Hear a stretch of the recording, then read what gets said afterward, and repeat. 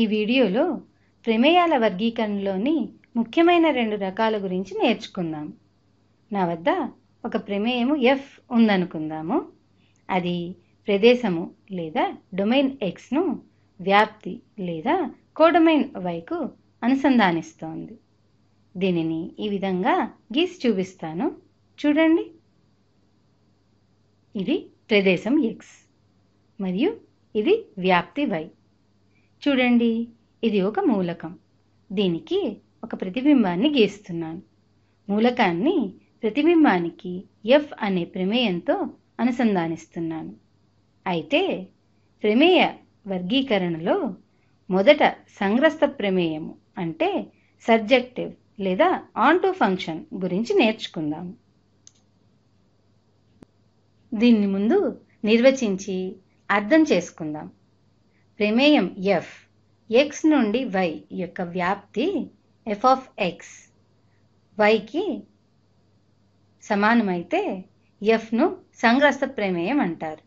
అంటే F సంగ్రస్త ప్రమేయము కావాలనన్నా Yలోని ప్రతి మూలకము కనీసం Xలోని ఒక మూలకానికైనా ప్రతిబింబం కావాలి.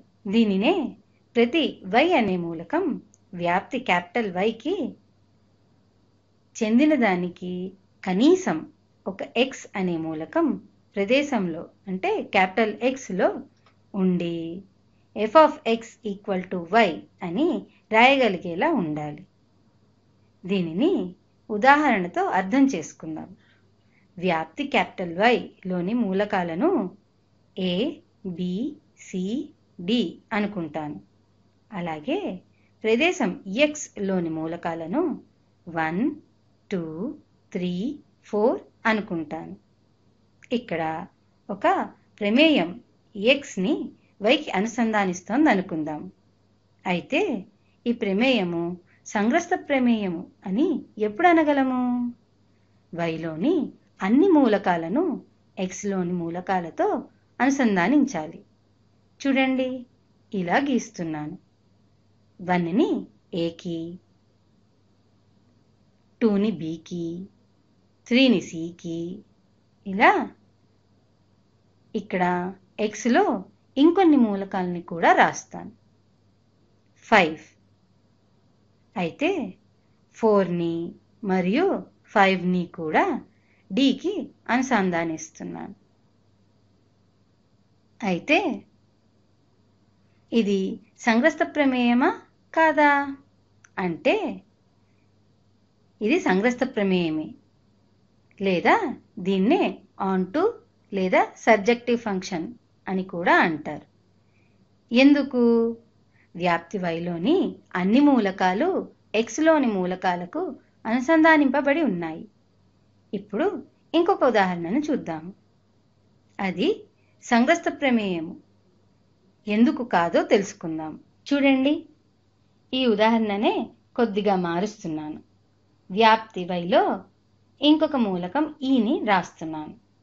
అప్పుడు వ్యాప్తిలోని అన్ని మూలకాలు ప్రదేశంలోని ఏదో ఒక మూలకానికి ప్రతిబింబాలు కావు. E అనుసంధానింపబడలేదు.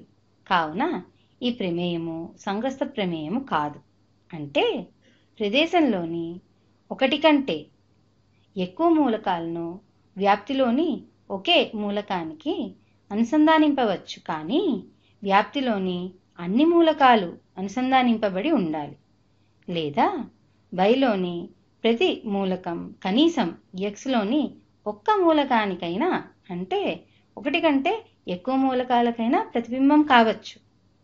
అంటే F అనే ప్రమేయము సంగ్రస్త ప్రమేయము అంటే F యొక్క వ్యాప్తి అంటే f of x Yకి సమానం అవ్వాలి, లేదా X యొక్క ప్రతిబింబాలు వ్యాప్తి Yకి సమానం అవ్వాలి.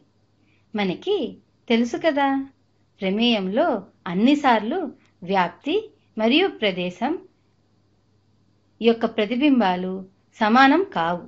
వ్యాప్తిలోని కొన్ని మూలకాలు ప్రతిబింబాలు కాకుండా ఉండవచ్చు కదా. కానీ సంగ్రస్త ప్రమేయానికి ఇలా ఉండరాదు. సంగ్రస్త ప్రమేయంలో వ్యాప్తిలోని అన్ని మూలకాలు ప్రదేశంలోని కనీసం ఏదో ఒక మూలకానికైనా ప్రతిబింబం అవ్వాలి. ఇప్పుడు మనము ఏక లేదా అన్వేక ప్రమేయము అంటే ఇంజెక్టివ్ లేదా 1-to-1 ఫంక్షన్ గురించి తెలుసుకుందాం. మళ్ళీ ప్రదేశం మరియు వ్యాప్తిని గీస్తున్నాను. చూడండి, ఇది ప్రదేశం x, ఇది వ్యాప్తి y. అయితే ఈ రెండింటిని అనుసంధానించే ప్రమేయము ఏక లేదా అన్వేక ప్రమేయము అంటే ఇంజెక్టివ్ ఫంక్షన్ అయితే xలోని విభిన్న మూలకాలకు విభిన్న ప్రతిబింబాలు yలో ఉండాలి.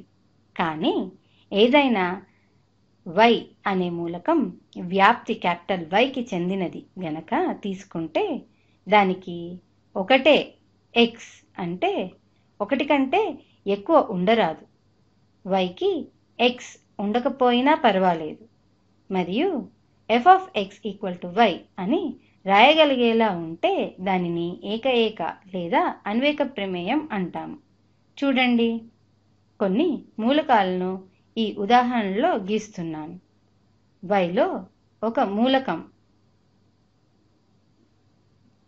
అనుసంధానింపబడకుండా ఉంది, కానీ మిగిలినవన్నీ ఒక్కొక్క మూలకానికే అనుసంధానింపబడ్డాయి.